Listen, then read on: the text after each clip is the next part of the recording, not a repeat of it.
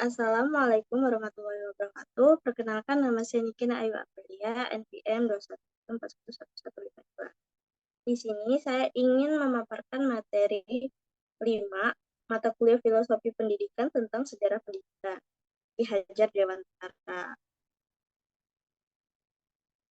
Yang pertama, biografi singkat.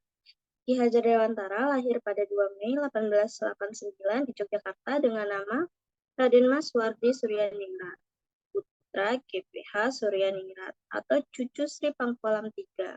Dari genealoginya, Suwardi Suryaningrat adalah keluarga bangsawan Pangkualam. Sebagai bangsawan Jawa, Suwardi Suryaningrat mengenyam pendidikan di ELS atau Europe Sea Clerch School, sekolah rendah untuk anak-anak Eropa. Kemudian Suwardi Suryaningrat mendapatkan kesempatan untuk masuk Stovia, School taught operating poor in Lancer Artsen, biasa disebut sekolah dokter Jawa. Namun karena kondisi kesehatannya yang tidak mengizinkan, sehingga beliau tidak tamat dari sekolah ini. Jiwanya sebagai pendidik tertanam dalam sanubarinya, direalisasikan dengan mendirikan perguruan tinggi Taman Siswa pada 1922 guna mendidik masyarakat Bumiputra. Keteguhan hatinya untuk memperjuangkan nasionalisme Indonesia lewat pendidikan dilakukan dengan resistensi terhadap undang-undang sekolah liar, Wild School Ordonance 1932. Undang-undang yang membatasi gerak nasionalisme pendidikan Indonesia yang akhirnya dihapus oleh pemerintah kolonial. Perjuangan di bidang politik dan pendidikan inilah yang kemudian pemerintah Republik Indonesia menghormatinya dengan berbagai jabatan dalam pemerintahan RI, mengangkat Ki Hajar Dewantara sebagai Menteri Pendidikan dan Kebudayaan pada 1950. Ki Hajar Dewantara mendapatkan gelar Doktor Kausa dari Universitas Gadjah Mada.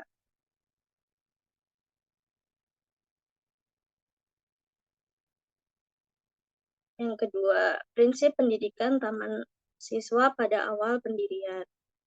Taman Siswa yang merupakan singkatan dari Pergerakan Kebangsaan Taman Siswa, yang merupakan sebuah lembaga pendidikan yang didirikan oleh Ki Hajar Dewantara pada 1922 di Yogyakarta. Pada 6 Januari 1923, Pergerakan Kebangsaan Taman Siswa dinyatakan sebagai wakaf bebas. Lembaga ini diserahkan oleh Ki Hajar Dewantara pada 7 Agustus 1930 kepada Yayasan Taman Siswa yang berkedudukan di Yogyakarta. Prinsip dasar penyelenggaraan pendidikan Taman Siswa ini sendiri ialah yang pertama, Ing Ngarso Suntulodo, Ing Madio Mangunkarso, Tuturi Handayani, yang sampai saat ini dijadikan moto Kementerian Pendidikan dan Kebudayaan RI untuk penyelenggaraan pendidikan nasional. Selain itu, dengan tujuan tersebut, yaitu tujuannya untuk memperoleh wawasan dalam pemikiran yang mendasari perguruan taman siswa. Perlu untuk mengetahui prinsip dasarnya yang diuraikan dalam rapat pendiriannya pada 3 Juli 1922 oleh Ki Hajar Dewantara, yang terdapat 7 prinsip lembaga pendidikan ini. Yang pertama ialah hak menentukan nasib sendiri. Hak menentukan nasib sendiri dari individu perlu memperhitungkan tuntunan kebersamaan dari masyarakat harmonis. Sebagai prinsip dasar lembaga ini, tertib dan damai menjadi tujuan tertingginya. Tak ada ketertiban yang terjadi di masyarakat apabila tidak ada perdamaian. Yang prinsip kedua yaitu siswa yang mandiri. Sistem ini diterapkan untuk mendidik siswa menjadi makhluk yang bisa merasa, berpikir, dan bertindak mandiri. Di samping memberikan pengetahuan yang diperlukan dan bermanfaat, guru perlu membuat siswa cakap dalam mencari sendiri pengetahuannya dan menggunakannya agar diperoleh manfaat. Inilah pengutamaan sistem pendidikan AMOM. Pengetahuan yang diperlukan dan bermanfaat adalah pengetahuan yang sesuai dengan kebutuhan ideal dan material dari manusia sebagai warga di lingkungannya. Pendidikan yang mencerahkan masyarakat sebagai akibat dari kebutuhan yang menumpuk yang sulit dipenuhi dengan sarana sendiri sebagai akibat pengaruh dari peradaban asing. Lembaga pendidikan ini harus sering bekerja sama dalam mengatasi gangguan perdamaian. Sebagian dari kaum Bumiputra tidak merasa puas, juga sebagai akibat dari ketersesatan sistem pendidikan itu. Lembaga pendidikan ini harus mencari perkembangan intelektual yang timpang, yang menjadi kaum Bumiputra tergantung secara ekonomi juga membuat terasing dari rakyat yang menjadi bagian dari pemerintah kolonial. Dalam kebingungan ini, mereka menjadikan budaya Eropa sebagai titik tolak, sehingga Taman Siswa dapat melangkah lebih maju atas dasar peradaban sendiri. Hanya pembangunan dalam kondisi damai bisa terwujud. Yang keempat, pendidikan harus mencakup wilayah yang luas. Tidak ada pendidikan, betapapun tingginya juga, yang bisa membawa dampak bermanfaat bila hanya mencakup kehidupan sosial yang bertahan secara sesaat. Pendidikan harus mencakup wilayah yang luas. Kekuatan suatu negara merupakan kumpulan dari kekuatan individu. Perluasan pendidikan rakyat terletak dalam usaha lembaga ini. Yang kelima, prinsip kelima yaitu perjuangan menuntut kemandirian. Perjuangan setiap prinsip menuntut kemandirian. Oleh karenanya, kaum Bumi Putra jangan mengharapkan bantuan dan pertolongan dari orang lain, termaksud di dalamnya untuk mewujudkan kemerdekaan. Dengan senang, lembaga ini menerima bantuan orang lain, akan tetapi menghindari apa yang bisa mengikatnya. Jadi, Taman Siswa ingin bebas dari ikatan yang menindas dan tradisi yang menekan, tumbuh dalam kekuatan dan kesadaran kaum Bumi Putra. Yang keenam, sistem ketahanan diri. Bila bangsa ini bisa bertumbuh pada kemampuan sendiri, semboyan cukup sederhana.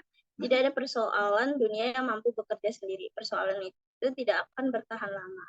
Mereka tidak akan bertahan sendiri karena sangat bergantung dari kaum Bumi Putra. Atas semua yang terjadi selama ini, akan muncul sistem ketahanan diri sebagai metode kerja lembaga pendidikan ini. Prinsip yang terakhir yaitu pendidikan anak-anak. Lembaga ini bebas dari ikatan, bersih dari praduga. Tujuan lembaga ini adalah mendidik anak-anak. Bangsa Bumi Putra tidak meminta hak, akan tetapi meminta diberikan kesempatan untuk melayani anak-anak.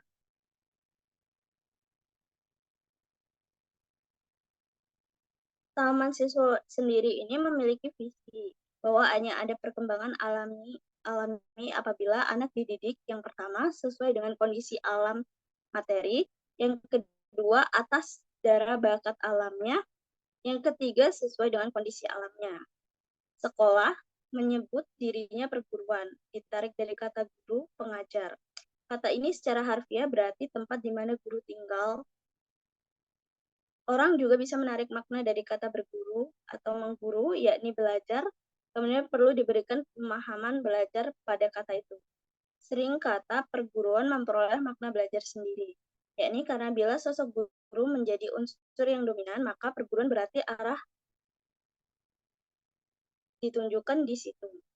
Penyelesaian masalah taman siswa merupakan hak anggota yang diserahkan oleh kepada lembaga yang berwenang untuk itu. Lembaga-lembaga itu adalah seperti rapat besar umum, rapat besar pemimpin umum dan hak leluasa, kemudian majelis luhur, dan majelis cabang. 3 serangkai dalam pergerakan nasional. Yang pertama ada Suwardi Suryaningrat atau Ki Hajar Dewantara, lahir pada 2 Mei 1889 di Yogyakarta. Ayahnya merupakan Pangeran Suryaningrat, merupakan putra pertama Pakualam III, sehingga status sebagai putra mahkota Pakualam melekat pada dirinya. Yang kedua, Dr. Cipto Mangunkusumo yang dilahirkan di Ambarawa pada 1886 sebagai anak pertama dari 11 saudara. Ayahnya, Mangunkusumo, merupakan seorang guru bahasa Melayu di Sekolah Dasar Pribumi di Ambarawa. Yang ketiga, Sutomo, yang lahir di desa Ngepeh, dekat Nganjuk, Jawa Timur pada 30 Juli 1888. Pada saat dilahirkan, tuanya memberi namanya Subroto, yang kemudian diubah menjadi Sutomo ketika didaftarkan ke sekolah rendah Belanda di Bangil. Ayahnya bernama R. Swajila, yang pada awalnya seorang guru, tetapi kemudian berpindah menjadi pegawai administrasi pemerintahan yang berhasil menggapai puncak karirnya sebagai wadana. Pemikiran dari 3 serangkai ini. Gagasan nasionalisme Suwardi Suryaningrat disebarluaskan melalui tulisannya yang sangat tajam mengkritik pemerintah Hindia Belanda. Salah satu tulisannya ialah Andai Kata Aku Seorang Belanda yang diterbitkan pada 1913. Melalui tulisan itu, Suwardi mengkritik sangat pedas perayaan 100 tahun kemerdekaan Belanda di Hindia Belanda. Kemudian Suwardi bersama-sama dengan Cipto Mangunkusumo dan Does Dekker membentuk Komite Bumi Putra atau resminya Inlandse Comité tot Handhaking voor Nederlands Verjaring Versheid. Tujuannya yaitu hendak menyadarkan masyarakat bahwa peringatan kemerdekaan Belanda yang dirayakan secara meriah di Hindia Belanda merupakan bentuk ketidakadilan pemerintah Hindia Belanda terhadap golongan pribumi. Pemerintah Hindia Belanda khawatir tulisan Suwardi akan menyadarkan bangsa Indonesia. Pemerintah Belanda menyita seluruh dokumen terkait dengan tulisan itu pada saat melakukan penggeledahan ke kantor Komite Bumi Putra. Tindakan pemerintah Hindia Belanda tersebut mendorong amarah dari Cipto Mangunkusumo dan menyerang pemerintah dengan menuliskan Crutch of Peace atau kekuatan atau ketakutan melalui buah penanya itu. Cipto mempertanyakan penggeledahan kantor Komite Bumi Putra yang dilakukan dengan sangat tidak beradab.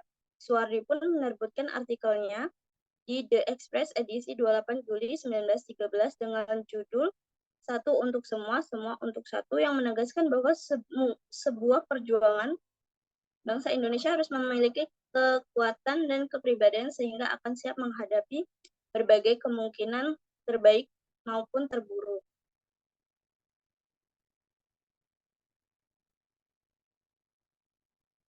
Berbeda dengan Ki Hajar Dewantara, dua tokoh lainnya yakni Cipto Mangunkusumo dan Sutomo tidak berjuang di bidang pendidikan, melainkan secara konsisten di bidang politik.